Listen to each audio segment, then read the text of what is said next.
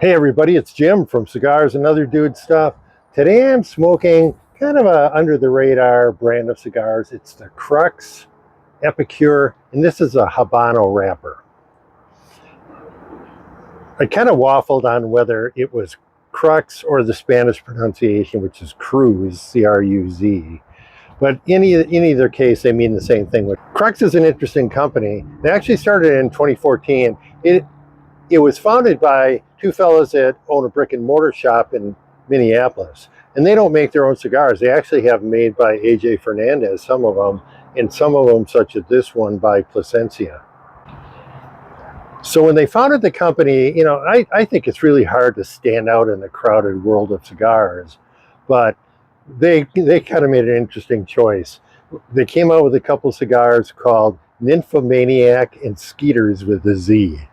And the artwork, as I'm showing you, is kind of anime and kind of goofy, to be honest with you. They came out with the first Epicure, and that was a Connecticut wrapper. I think that was in 2017.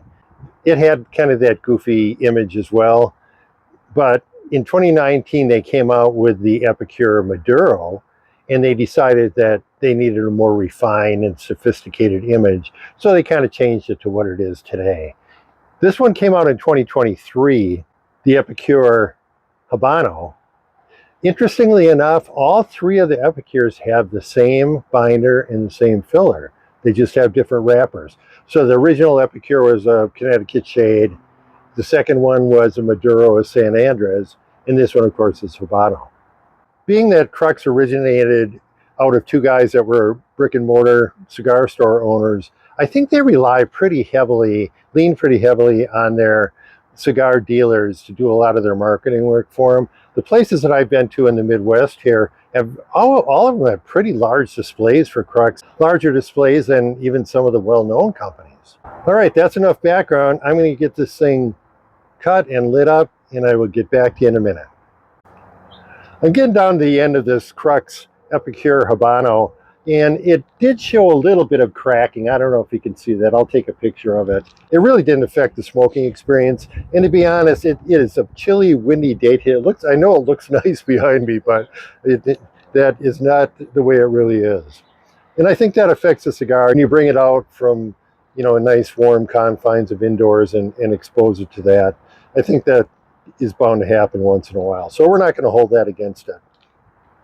Flavor profile, and this is an interesting cigar. The website describes it as crisp, and I would go along with that, but the real predominant flavor that I'm getting from it, the real predominant taste, is white pepper.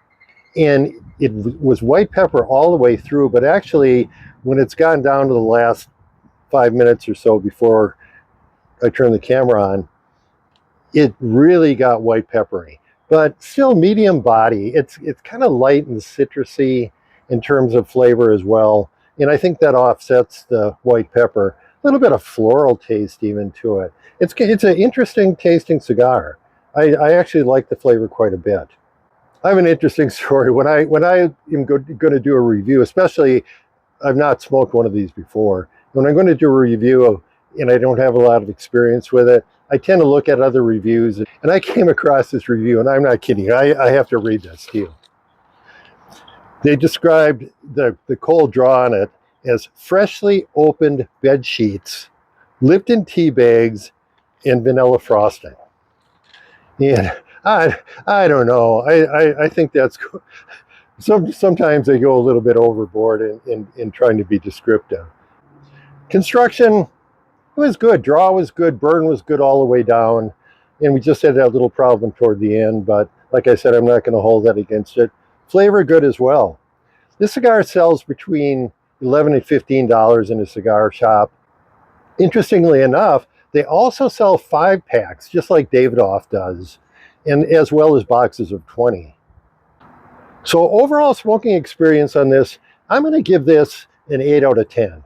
It's a very good cigar, I think, but not a fantastic cigar. I would say if you get a chance and can pick one of these up and give it a try, I think you might enjoy it, especially if you like Habano wrappers. All right, that's it for today from Cigars and Other Dude Stuff.